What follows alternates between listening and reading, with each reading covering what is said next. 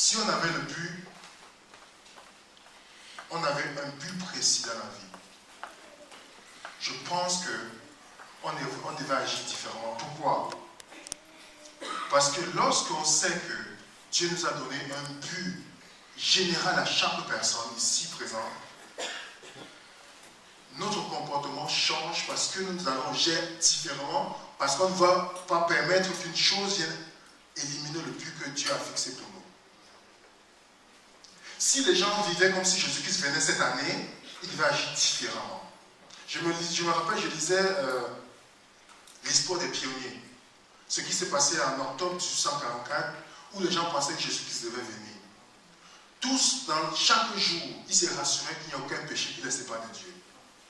Et les gens étaient en train de prier et implorer Dieu pour sonder leur cœur, pour dire Seigneur, je veux me rassurer qu'il n'y a rien dans mon cœur. Si on vous dit que Jésus-Christ vient demain, vous allez agir différemment. Parce que vous allez savoir qu'on a un but précis à atteindre. Et je vais lire le livre d'éducation pour continuer. La citation dit, pour réussir en quoi que ce soit, il faut avoir un but précis, le poursuivre inlassablement, un objectif digne de tous les efforts se présent aux jeunes aujourd'hui. Un objectif proposé par le ciel, le plus noble qui puisse être, apporter l'évangile au monde en cette génération. Il offre des perspectives magnifiques à tous ceux dont le Christ a touché le cœur. Un objectif noble. Les gens aujourd'hui n'ont pas besoin d'une nouvelle éducation. Les gens n'ont pas besoin qu'on leur apporte des nouvelles technologies. Parce que lorsqu'on a plus d'éducation, les gens vont de plus en plus dans le mal. C'est pas vrai? Les gens, l'Internet aujourd'hui, c'est pour regarder la pornographie. C'est pas vrai? Toutes ces choses-là, vous n'allez pas me permettre, vous n'allez pas me pousser à changer, à soigner ma convoitise si vous me donnez un livre qui nous parle de la sexualité. Vous n'allez pas changer mon orgueil en m'enseignant une histoire sur Napoléon et autres. Le monde a besoin de l'évangile de Jésus-Christ. Et c'est ça que Dieu a fixé pour chaque personne. Et je pense que si on voyait les choses comme Dieu voit les choses, on ne serait pas seulement on ne va pas être juste un infirmier ou une infirmière comme tout le monde. On ne va pas aller étudier pour devenir avocat comme tout le monde. On va être avocat chrétien. On va être infirmier chrétien parce que si vous êtes seulement infirmière ou infirmier ou docteur, pour être juste comme les autres docteurs, vous avez raté votre but en tant que chrétien. Vous avez raté. Parce que vous allez soigner quelqu'un qui va être un pécheur soigné pour être un pécheur guéri. C'est la même chose. Votre but en tant que chrétien, vous devez toucher la personne différemment pour lui donner l'évangile qui brise le péché. C'est lorsqu'on comprend qu'on a un but précis dans la vie, mes frères et sœurs. Et je vois des personnes qui viennent à l'église, qui viennent devant des personnes, oh Dieu m'a donné un nouveau travail, oh priez pour moi, bénis l'Éternel. Mais ils finissent toute leur carrière sans amener une âme à Dieu dans ce travail. Vous pensez que c'est Dieu qui vous a envoyé là-bas? Les gens disent, oh Dieu m'a mis dans telle école pour étudier tel métier. Dieu te met là parce qu'il veut que tu aies seulement le diplôme. Vous savez pas que les gens vont périr le diplôme en enfer? Pourquoi Dieu vous apporte dans ces endroits-là? Pourquoi, mes frères et sœurs? Quel est votre but dans la vie? Est-ce que votre but, c'est d'anticiper le retour de Jésus-Christ? Est-ce que c'est votre but, mes frères et sœurs? On va aller dans la parole de Dieu ensemble. On va aller dans Matthieu. Donc, Apocalypse d'abord, Apocalypse chapitre 14. Vous y êtes, vous me dites? Vous me dites. Apocalypse chapitre 14, le verset 6. Vous y êtes? Je vis un autre ange qui volait par le milieu du ciel, ayant un évangile éternel pour annoncer aux habitants de la terre, à toute nation, à toute tribu, à tout peuple, à toute langue. Déjà, l'ange vole pour annoncer. Déjà, c'est pas, quand vous lisez, vous comprenez que c'est les messagers. Les gens les messagers. Et il a un évangile éternel. On précise bien qu'il a un évangile éternel. On ne dit pas qu'il a une éducation ou un diplôme. Déjà, avant de continuer, je vais vous poser la question. Qu'est-ce que l'évangile? Vous voyez, vous me dites bonne nouvelle, mais ce n'est pas ça l'évangile. Ça, c'est le synonyme du mot évangile. Ce n'est pas la définition de l'évangile, ça. Ce n'est pas la définition. Si on me dit que l'évangile, c'est ça, montrez-moi un passage dans la Bible qui définit. La Bible nous dit dans Matthieu 4, verset 4, l'homme ne vivra pas de pain seulement, n'est-ce pas? Mais de toute parole qui sort de la bouche de eux. C'est-à-dire, donnez-moi un passage qui définit l'évangile dans la Bible. On ne sait pas. Vous savez qu'il y a plusieurs évangiles. Vous savez ça? Dans Matthieu 24, verset 14, Jésus dit, cette bonne nouvelle sera prêchée où? Dans le monde entier, et la fin va venir, n'est-ce pas? Pourquoi il dit cette bonne nouvelle? Il utilise le pronom démonstrable. Ça veut dire que si je mets sur cette table, je mets plusieurs livres, je dis donne-moi ce livre, c'est parce qu'il y a d'autres livres. Est-ce que vous comprenez?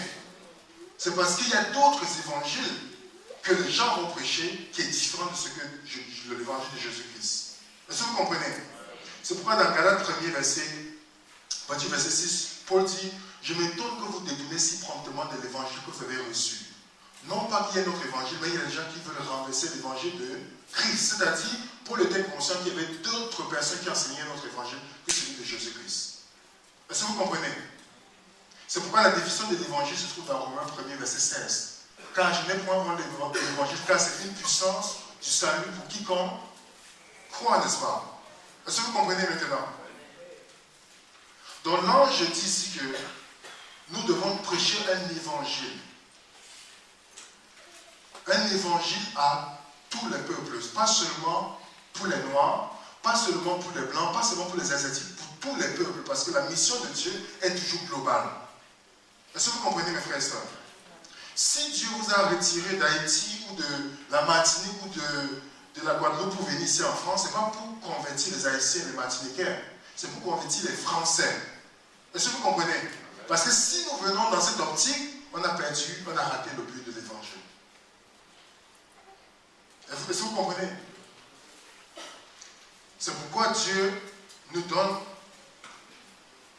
cette grande commission. Cette grande commission de prêcher l'évangile à toute nation. Il n'a pas dit à un peuple particulier, à toutes les nations. C'est pourquoi la Bible, dans la tête de notre Dieu, lorsqu'il inspire les auteurs, il dit dans Matthieu 6, on a vu ça dans Matthieu 5, et dans le verset 14, il dit, vous êtes la lumière du monde. Il ne dit pas vous êtes la lumière d'Aubervilliers. Vous êtes la lumière du monde. C'est-à-dire, lorsque vous êtes chrétien, vous avez le message de Christ, vous devez toucher toutes les personnes. C'est pas vrai? Ma deuxième question que je pose aujourd'hui, depuis que vous êtes chrétien, avez-vous déjà amené une âme au Seigneur Jésus-Christ? Pourquoi on est chrétien? Il y a beaucoup aussi qui ne pourront jamais dire comme Siméon, Seigneur, j'ai vu ta gloire, prends-moi. J'ai achevé ce que je devais achever. Il y a beaucoup aussi que si demain on dit qu'ils vont mourir, ils auront peur parce qu'ils savent qu'ils n'ont pas achevé ce que Dieu leur a demandé d'achever. On est chrétien, on espère que c'est le pasteur qui va terminer l'œuvre, le prédicateur qui va terminer l'œuvre. Pourtant, chaque personne, sur la citation dit bien, ceux dont le cœur de Jésus-Christ a touché le cœur, sont terminés, vont avoir envie de partager l'évangile. J'aime bien dans Jésus-Christ, la page 167, et là on dit, tout vrai, et comprenez, tout vrai disciple devient missionnaire pour Dieu. C'est-à-dire qu'il y a des faux disciples. Comment on peut être chrétien et ne jamais amener une âme au Seigneur Jésus-Christ? Vous l'avez dit, parce que vous n'avez pas théologie. Rappelez-vous de la femme samaritaine dans Jean chapitre 4. Elle a fait théologie, mes frères et sœurs. Remarquez, si vous lisez le contexte de l'histoire, cette femme partait puiser de l'eau à midi. Midi, c'était l'heure où les gens étaient en train de digérer parce qu'elle avait une mauvaise vie. Est-ce que vous comprenez? Alors, sachant que les gens sont en train de digérer, c'est l'heure qu'elle choisit pour aller puiser de l'eau, pour esquiver le regard des personnes. Et lorsqu'elle rencontre Jésus-Christ, La même femme qui avait peur des personnes, c'est elle qui va frapper à la porte pour dire j'ai trouvé mon Seigneur. Et on dit à cause d'elle, tout le village a été converti. Vous allez me dire que vous êtes âgé, il y a personne. Qui a plus de 80 ans ici? Moïse a commencé son ministère à 80 ans. Vous allez me dire que vous êtes très jeune. Pensez dans l'histoire de Naaman, la jeune fille, qui a parlé de Dieu à Naaman, d'aller dans son pays pour voir le prophète. Vous n'avez même pas de prétexte ici, dans mes frères et sœurs. Vous n'avez pas de prétexte. On va aller dans 1 Corinthiens 9, verset 16. 1 Corinthiens 9, verset 16.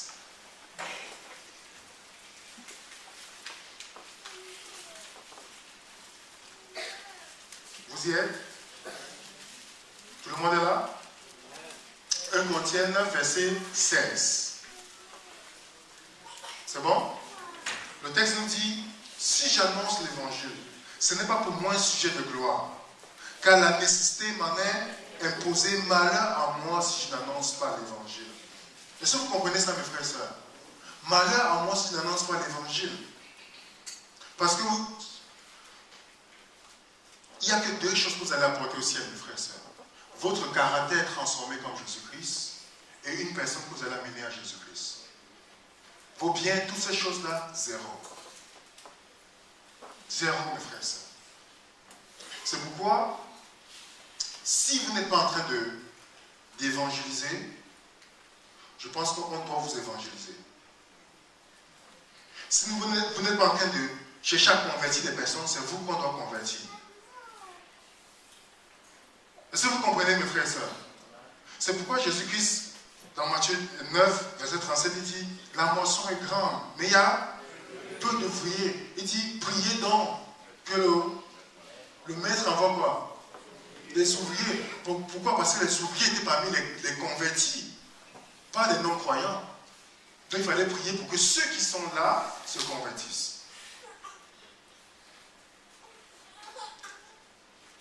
Est-ce que vous avez atteint votre but dans la vie, mes frères et sœurs? Si le Seigneur Jésus-Christ vient maintenant, est-ce que vous pourrez dire, comme Jésus-Christ, tout est accompli? Combien de choses Dieu a investi dans notre vie? Je vous lis une citation, je pense que je l'ai dans mon portable. Cette citation que vous trouvez dans Jésus-Christ là-bas, le chapitre 9, elle dit quelque chose de très intéressant. Le chapitre vers Jésus-Christ, le chapitre 9, c'est l'œuvre de la vie. Je vais lire avec vous ce que la sœur White nous dit. Notre Sauveur trouvait sa joie à travailler au relèvement et à la rédemption des hommes déchus. Pour atteindre ce but, faisant peu de cas de sa vie. Il a souffert à la croix, méprisé l'ignominie. Les anges de même s'occupent constamment du bien-être d'autrui. C'est là leur joie. Ce que les cœurs égoïstes considèrent comme une besogne humiliante, le relèvement des misérables, de ceux qui leur sont inférieurs par le caractère ou par le rang. Voilà l'occupation des anges innocents. L'esprit de renoncement et d'amour qui caractérisait Jésus-Christ remplit le ciel. Il est l'essence même de la félicité qui y règne. C'est aussi l'esprit que posséderont tous les disciples de Jésus. C'est là leurs œuvres. Est-ce que votre cœur est comme celui de Jésus-Christ? Cet amour qui se sacrifie pour les autres. On pense seulement à nous-mêmes. Combien vous mettez pour l'œuvre de Dieu? Combien on m'a invité dans une église, je ne vais pas donner le nom, je ne vais pas donner le pays ou l'endroit, et ils avaient la difficulté.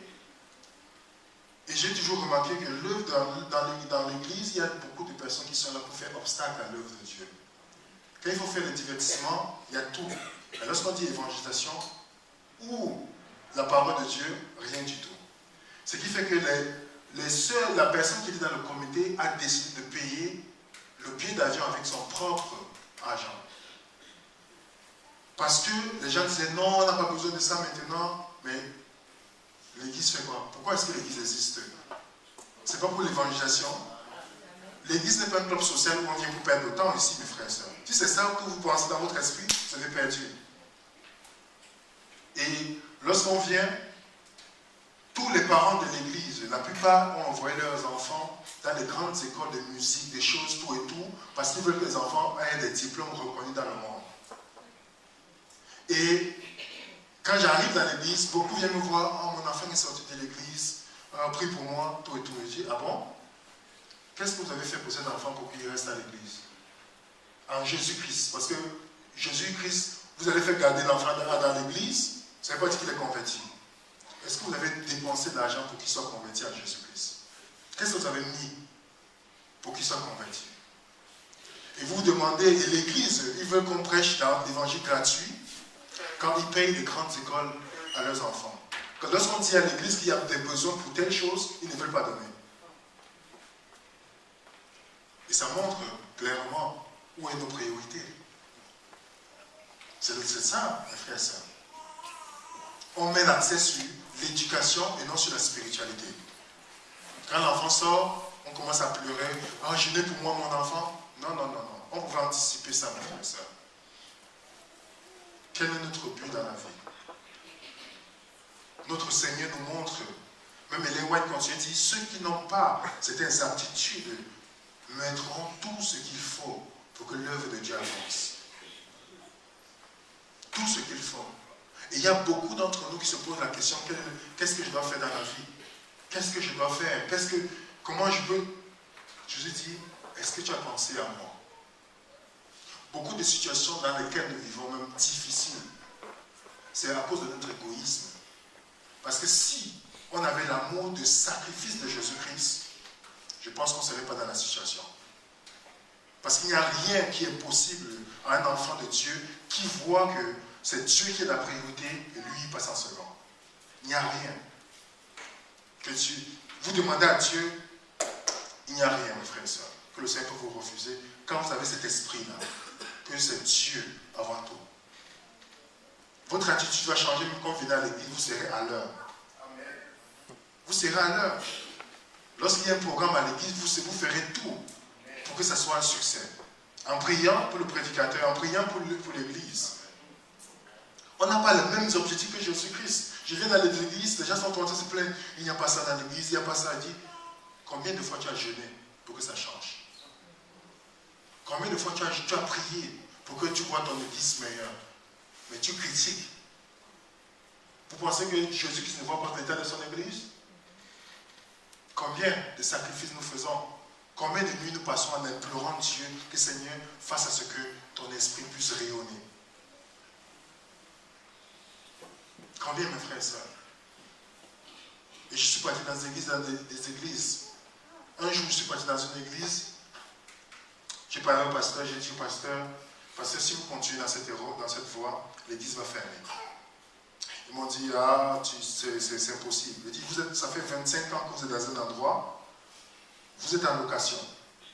Et il n'y a aucun voisin qui a frappé pour dire, on veut connaître votre message. Il me dit, mais ça va venir. Il dit, 25 ans, ça n'est pas venu, c'est maintenant que ça va venir. Il n'a pas écouté. La même année, ils m'ont appelé pour me dire que l'église a fermé. Le propriétaire a dit, sortez, ça ne sert à rien que vous. Je vais donner notre église le temps. Je veux pas, le samedi, je ne veux pas que ça soit occupé, sortez. Ils sont sortis, ils sont dispersés. Pourquoi? Parce qu'on a perdu la mission. Hier, qu'est-ce que je dis? Que la raison pour laquelle l'église existe, c'est pour l'adoration, n'est-ce pas? C'est parce qu'il n'y a plus l'adoration que Dieu a donné la mission pour amener tout le monde à l'adoration. Ça, c'est le plan de Dieu. Et Dieu veut que tous ses enfants puissent contribuer à cette mission. Grands, petits, parents ou jeunes. C'est pourquoi Jésus-Christ nous demande cela, mes frères et sœurs. Qu'est-ce que vous avez donné après tout le sacrifice que Jésus-Christ fait pour chacun d'entre nous? Ce qu'il a fait pour nous. Est-ce que c'est difficile de se donner entièrement à Dieu, en se consacrant chaque jour pour Dieu, en faisant son œuvre? Qui prie pour une âme ici chaque année? Pour dire, Seigneur, une année, donne-moi une personne pour qui je vais témoigner pour toi. Qui ici là, mes frères et sœurs? Et chaque jour que le prédicateur vient prêcher, moi chante, on dit Jésus vient bientôt, tout le monde dit Amen. On lève la main. C'est ça qui arrive. Et on veut que Jésus-Christ vienne. S'il vient, c'est nous qui allons périr les premiers. Pourquoi, mes frères et sœurs? Pourquoi on est dans cette condition? J'ai vu des églises, si je n'avais pas vu certaines églises qui travaillent pour Dieu, j'allais penser que c'est partout. J'ai vu dans ces églises-là, vous ne pouvez jamais être ancien ou avoir un poste à l'église si vous n'avez pas un groupe d'études bibliques. Et l'église ne fait jamais des campagnes d'évangélisation. Ils ont toujours des baptêmes chaque fois. Parce qu'ils ont compris le cœur de l'église, c'est là où on investit. Sinon, on n'a pas de raison d'être. Sinon, on n'a pas de raison d'être. Et je me dis toujours, Seigneur, on ne ferait jamais des campagnes d'évangélisation si chaque membre amenait une âme au Seigneur Jésus-Christ par année. Ça va faciliter le travail des anciens, de tout le monde, de l'église. C'est pas vrai? Si chaque personne priait une année, Seigneur, c'est que Maranatha a déjà 3 ou 4 Maranatha dans Paris. Si chaque personne. Mais on est égoïste. On pense à nous. Quand Dieu a eu un seul fils, il a fait missionnaire. Mais nous, ce n'est pas le cas. On veut seulement que nos enfants soient à l'église, mais ils ne sont pas en Jésus-Christ, la plupart. Alors, mes frères et sœurs, si Jésus-Christ dit, les pauvres, vous aurez toujours les pauvres avec, dans Jean 12, verset 8, vous aurez toujours les pauvres avec vous. Si notre travail, c'est d'aller donner la nourriture à des personnes, je ne dis pas que c'est mauvais, c'est qu'on a échoué, parce que les gens du monde font ça plus que nous. Nous devons apporter l'évangile que Dieu nous a donné. Ça change ma vie, ça change votre vie, ça change la vie de tout le monde. Nous devons apporter l'évangile. Et ne dites pas que vous allez être missionnaire en Haïti, quitter pour aller en Haïti ou en Guadeloupe, commencez d'abord dans votre église. C'est là où vous devez commencer à être missionnaire ici. Évangéliser ceux qui ne sont pas convertis d'abord ici, pas des études bibliques. Parce que lorsqu'ils sont convertis, ils feront l'œuvre de Dieu. Et je vais faire un appel pour chaque personne, mes frères et sœurs. C'est entre Dieu et vous. Ce n'est pas moi, William, moi je suis qu'un pauvre pécheur comme vous, mes frères et sœurs. C'est que vous reconnaissez que vous avez été inutile pour l'œuvre de Dieu. Depuis qu'il vous a appelé à la foi, et vous êtes toujours au même niveau chaque fois. Chaque année, vous êtes toujours à la même place spirituellement. Et que vous n'avez jamais témoigné pour lui partout où vous êtes. Que vous voulez prendre cette décision aujourd'hui. Que Seigneur, pardonne-moi, Seigneur Dieu. Je veux qu'à partir d'aujourd'hui, que tu fasses de moi un vrai missionnaire pour toi. Et que c'est votre décision. Que vous venez, on va prier ensemble. Que vous savez que vous n'avez pas investi pour l'œuvre de Dieu. Vous avez pensé seulement à vous, que vous voulez prendre cette décision aujourd'hui. Que Seigneur, je veux être missionnaire pour toi. Missionnaire pour ton œuvre. Pour l'église de Dieu.